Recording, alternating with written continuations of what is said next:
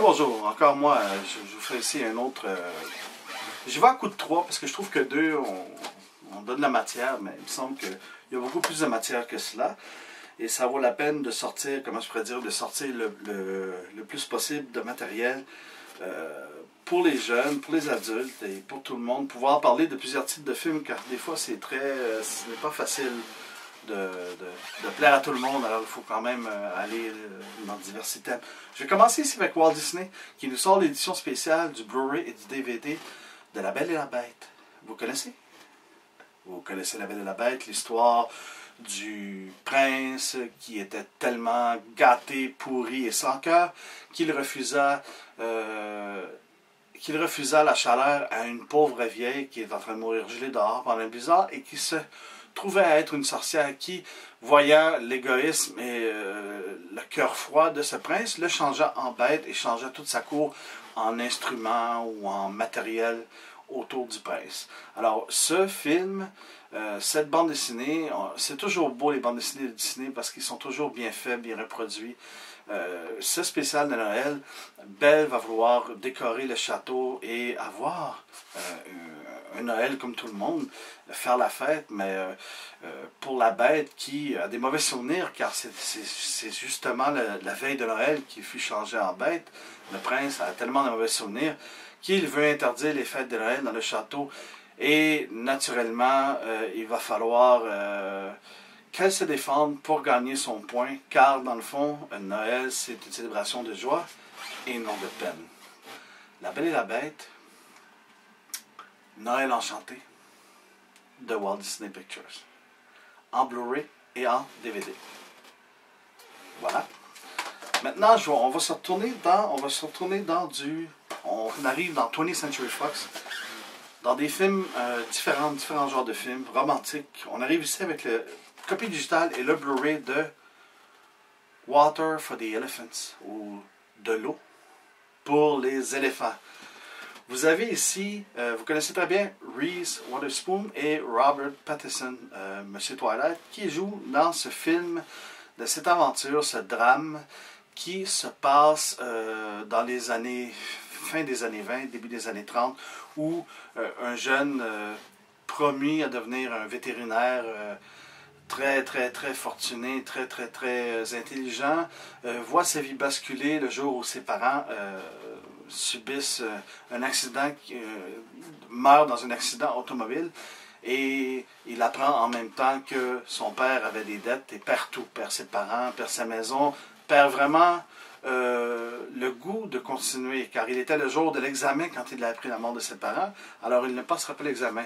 Il décide de prendre la route et de se sauver, de chercher après sa vie, et montera par hasard dans un train pour voyager, se retrouvera face à face avec des gens qui travaillent pour un cirque, sera engagé par ce fameux cirque pour s'occuper des animaux et tombera en amour avec la femme du propriétaire, Reese Witherspoon, qui est très jolie et très talentueuse. Vous avez aussi Christopher Waltz là-dedans, qui est un très bon acteur. Si vous vous rappelez bien de lui, dans le film Green Hornet, il faisait le méchant, le boss de la mafia, qui était habillé en cuir rouge, qui tuait tout le monde parce qu'il avait un caractère et des sauts d'humeur incroyables. Eh bien, croyez-le ou non, dans ce film aussi, il aura des sauts d'humeur incroyables, ce qui le rendra comme très dangereux autour des gens. C'est un très bon film. C'est un film ici de 120 minutes, quand même 2 heures. C'est une belle histoire, car c'est une histoire qui nous montre un peu la Grande Dépression, les récessions des années 30, les années noires, la vie dans un cirque, sur la route. Vraiment de belles images avec vieilli pour l'époque. Moi, je pense que c'est un bon film, même si l'amour entre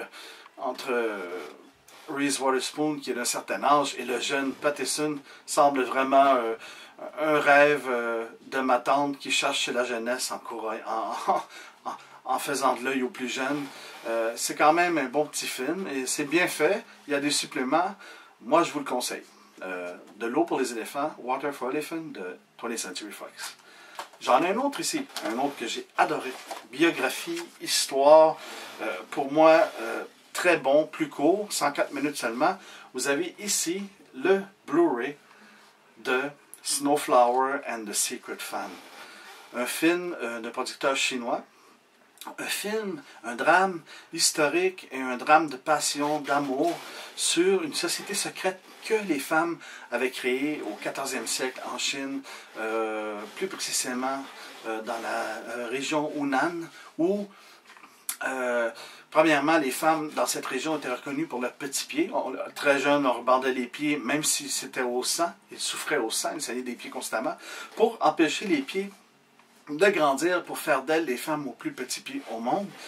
Mais ces femmes-là, entre eux autres, qui souffraient énormément par le règne de l'homme, par les lois masculines, ils n'avaient ni droit à dire un mot ou à quoi que ce soit, n'avaient aucune reconnaissance, ont créé ce regroupement, hein, le regroupement de l'éventail, le regroupement des petites sœurs qui, Little Sister of the Secret Fan, qui, eux, communiquaient entre elles avec un langage secret créé seulement par les femmes, le Nushu, qui était un langage que les hommes ne comprenaient pas, s'écrivaient sur des éventails, envoyaient des textes sur des éventails et donnaient ça à leurs servantes pour pouvoir amener ou livrer l'éventail à la personne pour qui elle était destinée. Un film très touchant, un amour, une passion entre deux femmes, et je dis bien une passion normale, une passion du cœur entre deux sœurs, et non comme certains groupes penseraient, parce qu'aujourd'hui, on a certains groupes qui voient quelque chose entre deux femmes ou deux hommes, et tout de suite, ils partent aux barricades en disant que c'est cela. Mais non, l'histoire ici, c'est de l'amour pur et simple. Une passion des gens qui se soutiennent jusqu'à la mort, car elles font un pacte, et jusqu'à la mort, elles sont des sœurs. C'est un film très touchant. Les deux actrices sont excellentes, parce que pendant le film, vous avez ce qui se passe au 14e siècle, et vous avez les deux mêmes personnes à l'ère moderne à Hong Kong de nos jours, qui sont les descendantes de ces personnages-là du 14e siècle. Les mêmes deux familles, mais dans deux époques différentes. C'est un film très intéressant.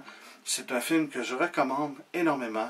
Alors, Snowflower of the Secret Fan, un très, très, très bon film en haute définition. Ici le Frelon Vert pour lefrelonvert.com du groupe Cybermanias qui vous dit à la prochaine. Au revoir.